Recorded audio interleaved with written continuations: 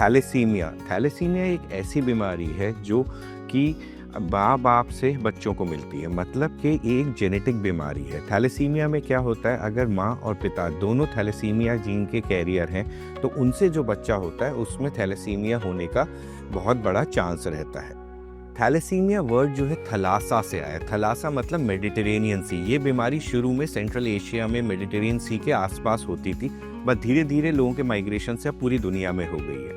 सो thalassaemia दो तरह का होता है। थैलेसीमिया माइनर मतलब थैलेसीमिया के कैरियर हैं, उस पर्टिकुलर बीमारी में कोई दिक्कत नहीं रहती है, मरीज को कोई प्रॉब्लम नहीं रहती है। मगर थैलेसीमिया मेजर जब हो जाता है, मतलब दो थैलेसीमिया माइनरों की शादी से जो बच्चा होता है उसको थैलेसीमिया मेजर बोलते हैं। और थैलेसीमिया मेजर जो है उन बच्चों को हर महीने ब्लड ट्रांसफ्यूजन की ज़रूरत पड़ती है, और इन लगातार ब्लड ट्रांसफ्यूजन से उनकी बॉडी में आयरन ओवरलोड्स और ऑर्गन फंक्शन ख़राब होते जाते हैं, और 30-35 साल की उम्र में वो बच्चा हमसे चला जाता है। तो थैलेसीमिया का सबसे इम्पॉर्टेंट जो इलाज है वो है कि थैलेसीमिया माइनर की स्क्रीनिंग हो और दो थैलेसीमिया माइनर्स की कभी भी शादी ना हो।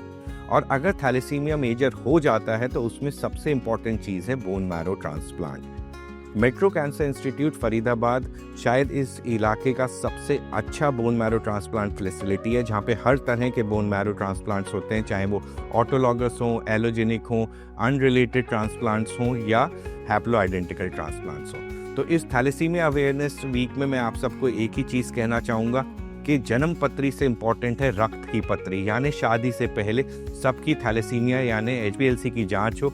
और अगर दोनों हस्बैंड वाइफ होने वाले हस्बैंड वाइफ में किसी को भी थैलेसीमिया हो तो ये चीज़ देखी जाए। धन्यवाद।